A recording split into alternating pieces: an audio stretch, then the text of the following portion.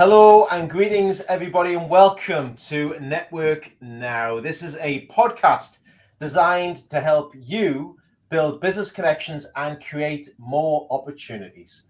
I'm Lee Foster of Revitalize Connecting People, and with me today, as has been all week with me this week, are the one and only co-hosts Julie Taylor and Louisa Stewart of the Blue Ninja Business Support. Julie, Louisa, hope you're both well. And Louisa, over to you. Oh, thank you, Lee. Gosh, what a good week it's been. Such enjoyable conversation. And I think the philosophy behind Network Now is to build business connections and create opportunities. And what we're going to do throughout the next couple of months is to bring guests on that will inspire you and really um, give those really good nuggets and tips that really help bring value to your networking. Um, so today we're going to wrap up, and I think we would start with, what lessons have we learnt from our speakers this week, Lee? Um, what would be your first lesson that you'd like to discuss from the Yeah, conversations had? yeah, definitely, Louisa, Julie. We've had such an encouraging and inspiring week, really, with all of our speakers like Silja and Amanda, and wrapping everything up with Ashley Owens yesterday afternoon. I think one of the big ones for me, the first one I want to discuss, is the structure, is the strategy or the strategic plan Mm. that many of our guests were talking about this week, is actually setting up the stall, setting up how we want to achieve our networking and what we want to do with it, how to really, as we've spoke about all week, is how to find our network. But I think the structure and the strategic or strategy that we're trying to put into place is really important. Would you agree? Yeah, I think so. I mean, I loved Ashley's points yesterday about just knowing everybody. Well, it is a strategy because it worked, was getting to know people locally, because when you need the help locally, they're there. So that's the strategy, isn't it? You've got to think about what sort of help you need, or who you need to connect to, or who you can help, and then look for those in those areas. Yeah, I think it's so important as well. I think there was one thing as well that came up yesterday, was the attention to detail in the opportunities that you wouldn't actually know normally locally. And I love the little story that Ashley told us about the sofa going 14 floors. Just the 14. But yeah, the connections that she had with people on the ground that were able to support her, and her story was, the doorman knew someone that could come, and help her instantly, and those connections are so valuable, and it comes from hard work. It's not something that happens overnight. You don't walk into a room and suddenly it all happens. And as Amanda said earlier in the week, it took her a while to work out how to network. It's Mm. not it's not something that you know instantly, and I think people lose sight of, oh, I'm not very good at it. Well, Celia said it took her quite a while to work out how to do it too, how to connect with people. And I think that slow burn, I think Julie always says slow burn, I love that phrase. Mhm. The slow burn that it takes to network, building the connections takes a long time. It's not Yes. instant. And I think people who try to sell it as a, it's so easy to do, are possibly fooling themselves, because it is building confidence. It's about getting out there and trying different things. I think Amanda said she was terrible at networking, which is a shock to me because she always seems amazing at everything. um, those reactions to people who I think, oh my God, they do it so well, but it's taken them a lot of years and experience to learn how to do it well. Mm. Yeah, and Celia said she really didn't like networking to begin with. It took her such a while to sort of get into a groove. So yeah, I mean, you've got to look for the support and get yourself organized, and then it'll flow in time. There's one good thing as well, like Celia mentioned as well, and you touched on it there, and you both touched on it, the long term, Mm. looking at the purpose, and again, Celia talked about the strategy that was in there, but what's your outcome? What's the value that you're bringing to the table? but also identifying the value of the other people that you're speaking to as well. It's actually finding that middle ground, which I think is extremely important when we're trying to search and find our network. And I think having that purpose, many people forget about doing that, which I think you both agree that many people just turn up at networking events or try to find them, but have no purpose, no goal in sight. Would you both agree on that? I would, but when I go to events, I do have a reason for being there. I'm either interested in the subject matter, that if there's a presentation or a particular theme, and there'll be some people there I really want to connect to, and I will have already connected to and say, hey, looking forward to speaking. But otherwise, I do go at it a bit organically, because I'm probably the last one to get kicked out at the end of the day, because I'm still there just chit chatting on because I find as well that I can walk away from somebody and then go, "Oh, but there's this person, this person, this person, or this idea, that website, this tool, something else." So yeah, a strategy, mine's a little bit loose, but it's quite organic. But yeah, you do need one. And I think that's what Amanda said as well. She had like a little armory of questions about the things that you could warm up a conversation, rather than just standing up next to somebody and going, what do you do? She had some really lovely pointers there to start a conversation. And the planner idea, like, I don't use a planner, and I think it is a loss for me of not tracking. I do some in our CRM, but generally I don't have anything on site, so I've got to recall that later on, who I met and what we talked about. So I think the planner is an excellent strategy, and it gives you something to hold, because Amanda said she doesn't drink tea or coffee, so natural conversations flow towards the tea table, essentially. And she said, so the planner is there just as her blanket, really, to give her the confidence to walk around the room. And I quite liked that. I think the idea of a planner, and she noted what she wears on the day. Never thought of that. I think that's because I have about 2 outfits that I wear when I network. But there's a good thing in that as well, Louisa. It's we talked about setting out like a journal, setting out a blog, identifying, reflecting about where you've been. That planner of, again, that detail, writing down who you've met that week, what you've been wearing. That might be the case. What other people are wearing, to remember their names, usually, if that's the case as well. Were they dressed in a shirt and tie? Was it a polo shirt that have a logo or something on it? Something to remember their names by. How have they made that lasting impression with you as well? And I think it's that little attention to detail that really makes a difference. And I also believe what Amanda, again, just talking about Amanda again here for 1 second, is the test and the measure of the network that you're going to. What might work well for others might not work well for you, but also what could you have done better? And that, I think that week planner, Louisa, is something that you really identify. And I know what you're saying, Julie, organic, but what will I do differently at the next event I'm going to go to? I missed it on that one this week. So let me put it in place the week after as well. Yeah, definitely. And we've got a comment on the stream at the moment from Edward Rice. Thank you for joining us today. Consistency is key, as with most things in life. Isn't that true? So true. 100%. Yeah. I liked another point that Silja raised, and she said she didn't like networking for the longest time, and she had a mindset shift. And her comment was, you may not like networking until you find your people, the people that you network well with. And I hadn't thought of it that way. I kind of thought, it does feel like a struggle sometimes, but yeah, it's absolutely right. You might not be in front of people that you are connecting with. And yeah, it's just a valid point of are you walking into a room of people that you can't connect with very well?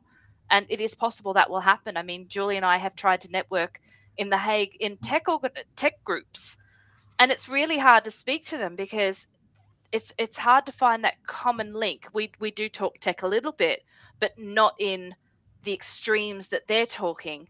And so we don't enjoy those networking events very much, because we just can't quite find our feet there. But then other groups we absolutely love going into every time and just going, hello, we're here. but Make an I entrance. yeah, the view. But I mean, I love a challenge. I mean, there was a lady. Her name escapes me now. She's got a really cool name that on one of your podcasts, Lee. She's got a networking group in Edinburgh. Is it the Net Women group? Oh, Pinky Gadaldi. Pinky, yeah, that was Yeah. when I was listening to her podcast, she says, "Oh, I turned up to the event and it was all middle-aged, white men," and I was just like, "Let me at him," and it was just like, I love a challenge. Would find some common ground somewhere, or otherwise, I give myself a bit of a countdown and go, right, I think I've done what I need to do here. I think it's time to go. Walking So slowly backwards towards yes, the door. just like, I was never here. So yeah, so I love a challenge, but yes, you'd like to know that there was some common reason for being there, somebody that you wanted to speak to, and that's the bit about doing your homework. So I'd be quite surprised if I went into that room. And actually, we get invited to the Dutch BNI quite a lot. Every time I have to say, "What is it in Dutch?" And they go, "Yes," and I'll go, "Not now." And it's just like, I'm probably not for quite some time. So yes, there's some challenges, but that's a challenge a little bit too far. Yeah. I think there's another point as well that you brought in with the challenge wise was that I think the challenge recently has been embracing that virtual and face-to-face world that we're living in. And I think it was great, like Silja mentioned as well, about the wider coverage, the way that her audience had sort of developed and really exploded outwards towards global coverage, especially really embracing social media and beyond. Because I think you talk about challenges, people get into a challenge thing and how do I embrace that?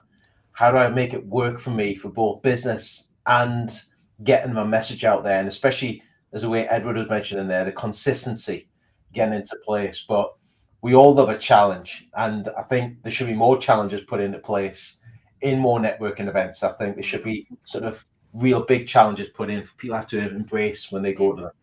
And I think for next month, we're going to be talking about having an international impact. And I think that will come into it because when you move country, when you're trying to reach into different areas, it's a whole new mindset. Like you've got to think differently about it.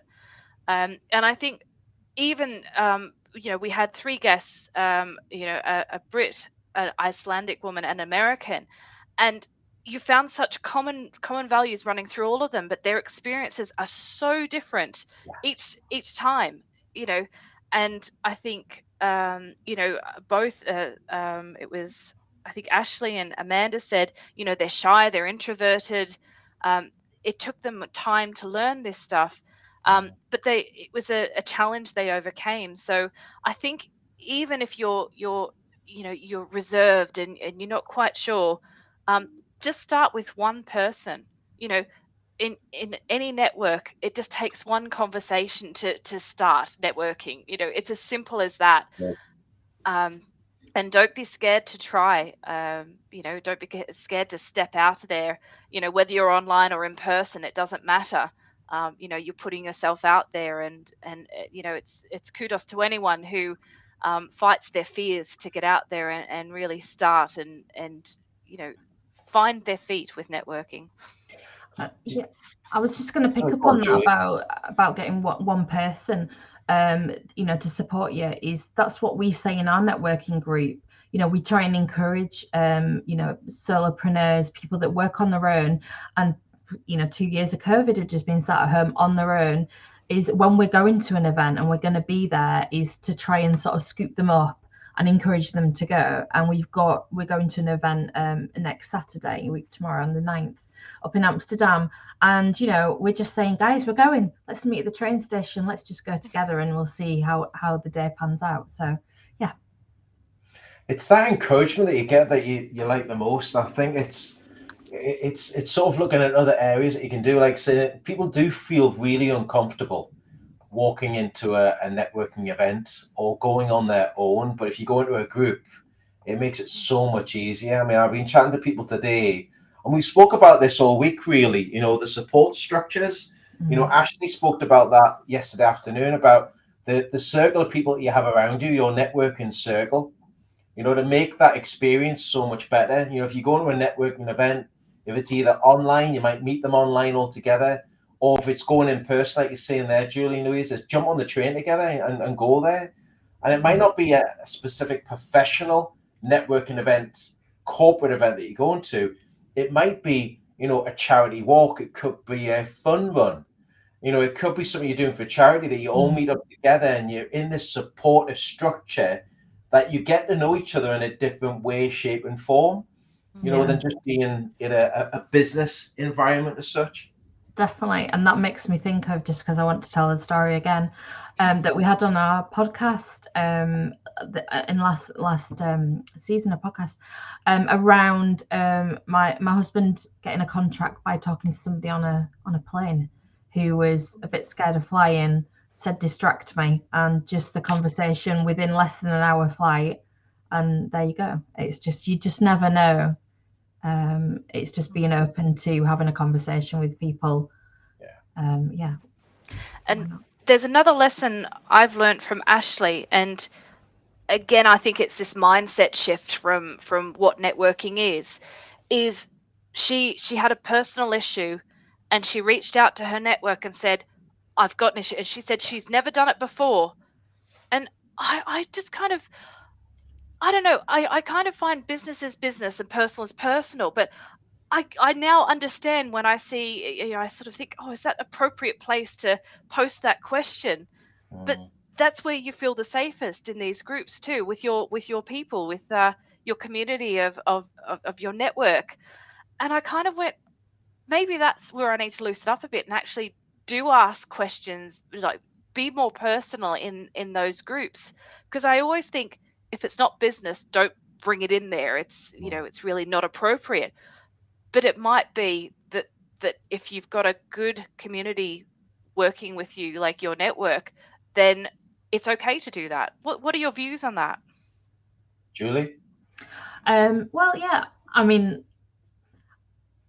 yeah, it's a bit of a fun. Well, no, the only thing is, because this isn't particularly it's online networking, is LinkedIn. I know a lot of people have been posting quite personal things on there and saying, I know this isn't normally for LinkedIn, but as long as it's not a stream of your entire life, one day it's what you have for breakfast, second day, interspersed, I think it's interesting. People like to see what's going on behind the scenes, and people like to see you have a little whoops moment as well. And that's something Louisa and I have shared through webinars and events we've been through our business journey, because this is how we like to support people. Things don't always go to plan, and I think it makes you more human. So yes, I'm all for a bit of that. We all like to have a bit of a professional persona, but at the end of the day, you work work takes up so much of your time. Why not enjoy it? And Louisa and I most days have a laugh, and if we've not had a laugh for a week, I think we need to get out of the office and go and do something. Maybe not get around a golf, but I don't know how funny but maybe my golf playing's funny. I don't think I've ever had a go. But I think if you're sort of stuck in a rut, and I suppose that's the whole thing about networking, stuck in a rut, stuck with a question, is reach out to people. I think it's a great one as well, because I mean, you both know I play a lot of golf, and golf plays a major part in what I do in business and within my own business to revitalize and everything else. But there's also a way that you find out about everybody's frustrations, anger, likes, happiness, everything around 18 holes of golf, and you really find out a lot about them. And for me as well, it's a chance to reflect and see where I am at the minute, and it really helps mentally wise as well, just to bring everything back into a place. And I think there's this perception that people just want to do business through networking. It's got to be an order. It's got to be a transaction. It's got to be a sale. It's not all about that. And if you've got the right circle of people that are around you and you're struggling and you need help, if you've built the right rapport and you've got that balance that's right in there, the individuals, the connections that you've made, the relations that you've built, they're there to support you, to support structure. And especially at the moment, I think with everyone going through the lockdown and many things have happened to many people, and I've seen it happen, within all of our groups, Julie and Louisa, we've seen it happen with many people, is putting that reach out, that hand and say, listen, I need some help here. And people just jump on and they're there to help you. And I think there's a comment came in there as well, Julie, from Ian McPherson. Yeah. Yeah, Ian, thanks for joining us. I think you've just been on just about all of our podcasts. So thank you, Ian McPherson. And Ian's mentioned work-life balance applies to networking also. Still struggle to get the balance. Yeah. Yes. I think Ashley mentioned, vulnerability, and it's sometimes hard to show the vulnerability of business. And if you watch Brene Brown's TED Talk, I think it's one of the most popular TED Talks ever. And it's switching mindset and showing a vulnerable side. And I think that's what people connect with. They do want to find out more. And I had a conversation with someone about this recently. I feel like I'm imposing or prying into someone's life by asking them questions. And that was because I was with business people who said, we're here for 30 minutes. This is what we've got on. Don't talk to me about anything else except what we're here for. Right. And so I was in a mindset of years of that, you come here, this is your job, go and do it, and then you leave. And it's kind of like I miss out on understanding the joy of talking to people and learning more, and I find it very difficult to sort of say, oh, you've got a dog, what's your dog's name, tell me more, because I'm not used to it. I think it's one of those skills where some people are just incredibly good at um, uh, nurturing those little tidbits of information. It's not my wheelhouse. It's not something I'm strong at, but I've learned through other people that's where you get the engagement. That's the link in, and the more you talk to people about those elements, the more you can find your network that way. You're talking to people about common things. Your commonalities. You might find your sewing group or your next tennis team through your business contacts. You never know. Yeah. Sorry, No, Julie. no, I was just going to say about that is I think it's that personal contact, isn't it? So I'm not expecting to remember everybody's pet's or child or partner's name or anything like that, but I think some sort of situation you've been in, or they're going on holiday or something, that it makes that conversation seem special, rather than, oh, you messaged me a month ago, it must be ready to ask me another question, very business-like question. So yeah, I think that personal touch is really nice. I met somebody at a networking event, a physical networking event in Edinburgh before COVID, and I actually went on his vlogging course afterwards, but he sent me a little video message. And I felt so special. And it was just like, because that video message was for me. It wasn't a copy and paste type thing. So yeah, I think that personal touch is really true. Sorry, Lee, please do continue. No, it's actually, you touched on something I was going to mention there as well, because like, sort of the LinkedIn is, you see so many people doing a cut, copy and paste, and they'll put something into a message box. But there's a little feature that's on there. It's a great learning for me over this week, and I use it quite regularly over the last 2 months, but I use it more than ever before, is the voice note. And it's leaving your voice to say thank you to somebody for connecting with them. And I've had people quite refreshing. Yeah, I've heard that that's only on the mobile device though. So if we've got some people that haven't quite come to the 21st century and not got LinkedIn on the phone, there might be some people there. I don't know. They're probably not watching this, are they? So yeah, but it's good. You can use the voice note feature through the mobile, and it's a nice little touch to do that. If you're out and about somewhere, you're leaving a voice, it's just nice to leave it for them, and it's again that personal touch. But so that was told to me, and I've shared this story a couple of times, and some people may not have heard it before. But when I was in car sales, going down that road of selling a vehicle, selling a car, my mindset was changed from a general manager years ago by saying, make friends with people in the first 5 minutes when they walk into the car dealership. For me, it wasn't about the car being sold. It was about the relationship that I was building with somebody for the next 3 years. That was the cycle of changing their vehicle. But I used to have some people with me that I used to find out about their pets, family, homes, holidays, really delve in, because I really wanted to find out more about them, because it bridges the gap. And I think if people took the time to do that in networking in general, really within reason, just trying to find out a bit more about the person, delving in about their interests, their hobbies, what they like, what they dislike, it really starts to build a stronger bridge together, I think, with people. I think it's a Yeah. really important fact, and so true the way Louisa and yourself spoke there, Julie, about that.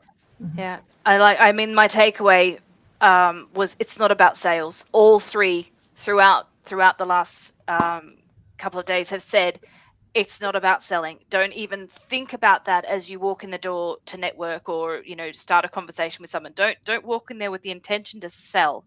Yeah, Walk in there and the intention to learn. yeah, And and the sale, if the connection's made and the relationship evolves, the sales should naturally come after that, if it's the right fit. And I also found, Amanda had said that it takes her a lead of maybe 1.5, 2.5 years from the first contact to that person's ready to join, to join her network, with a sale. And I always thought that it was like, maybe 3 to 6 months. I think Ashley said as well it was 12 months for her, and I think that was surprising given how engaged she was, and how interested she was. I thought, wow, it's a long lead time, and I think people forget that it does take that long. That it's that slow burn, as we talked about earlier. I've just spoke to people today, and one of the big things is, again, it's that learning curve as well, Louisa. That I spoke to many people about the long term opportunity. Many people go into networking with and I mean this with best respect to anybody who's watching and listening today as well, is that they'll go in there with the mindset thinking, I'm going to get orders, I'm going to get bookings, I'm going to get sales straight away. I'm not going to sugarcoat this. That's not the way to look at it. The mindset should change about developing people and developing those relationships more and more for the long term. It might take 12 months. It may take 2 years. It might even take 3 years. There's something to come back from the investment of time that you're putting into place. And, looking through that, it's quite refreshing to see it, because you've really got to develop it. And there's many, when I look at networking in general, and the conversations from Amanda, from Silja, and from Ashley this week, and even between the three of us, a lot of people forget about, looking at the attention to detail, the value that's in the room, the people that you're meeting, the conversations that they are also having about you as well, outside of the events and networks that you go to as well. And here's the other thing, just want to drop it in here, is that many people jump from network to network to network. And they might jump from one network and then they're in another one 3 months down the line, and they've left that one behind them. They've moved into something else. But what about the relationships you created in those past networks? What have you left on the table from not developing those relationships any further? Because many people go, it's not going anywhere. But they're forgetting about the other people that they know that will introduce them. So, it's those multiple networks you've got to be looking to build. And it's like, you've got to get the balance, you've got to get the planning, and you've got to get the timing just right, but you've got to be able to develop them. Are you a farmer or are you a hunter? And hopefully many people in networking should be the mindset of becoming more of a farmer and really trying to nurture that trust and relationship. Yeah, thanks, Ian. That trust and relationships that go in there. That was perfect timing. No like trust. No like trust. It's a mantra. So very Yeah. true. And I think just something Ian touched on earlier as well in the comments is, there are other avenues to network. Amanda said that she Googled networking and then the name of her town as she started. But I think there's ways of thinking differently about how to network, about where people are. And you'd be surprised at where you can have a conversation. I know someone who had it at the top skiing, and and that formed a long-term contract for them, but it all started with a conversation. Yeah. It all starts with one conversation, Louisa, Julie. One conversation. That's all it starts with. And I love when, I'm just going to comment in here from Robin. Robin Callender's just shared his thoughts on there as well. It's, There's great insights throughout the week, guys. Thank you for commenting there, Robin. People naturally buy people, and it's likely that these relationships initiated through networking events will develop throughout the years, regardless of the companies who you work for. And I love that. And the one thing I want to put on that, it's about the individual. You know, I made a phrase when I created my business and networking back in 2017. It's less about the product or services that you're selling. It's more about the people who you're meeting on the business journey you're taking. It's always about those individuals because they're buying into you, not the business. You could be promoting anything. They're investing their time into Louisa, investing their time into Julie, Robin, Ian, you know, being in that. That's who they're investing their time into. Well, I think we're just about at time because it's Friday afternoon and we could talk about this for many longer hours, days. So we'll be back next month and we really hope you can join us. We hope you've enjoyed this week and please comment. We'd love to hear from you, any sort of nuggets you've got, any learnings. But next month we're going to be talking about having an international impact. So that's going to be running the week of the 25th to the 29th of April, and we're going to have some special guests. So are our guests confirmed, or are we keeping those up our sleeve for now? We're going to keep them up our sleeve. Okay, that sounds good to me. So we'll be announcing those shortly. So thank you very much for joining us. Yeah. Any last points, anybody? I was going to say, just make sure you're following us on LinkedIn, Facebook, and subscribe to YouTube on the Revitalize and Blue Ninja social media platforms. You know, check out our podcast network now, which is on Anchor FM and Spotify for other great conversations. Yeah, definitely. Just as Louisa said, make sure you're following us on all the platforms that you see. And one final note from me is just to say thank you so much to Julie and Louisa. I'm thoroughly enjoying these Network Now weeks. It's great bringing all this together and bringing all the guests to a platform for you all to hear from us as well. Everybody who's been joining in this week in the comment boxes and getting involved in the conversation outside of these little videos as well. Thank you so much. Really appreciate it. Take care, everybody. Thanks, Louisa. Cheers, Julie. Cheers. Bye. Thanks, everyone.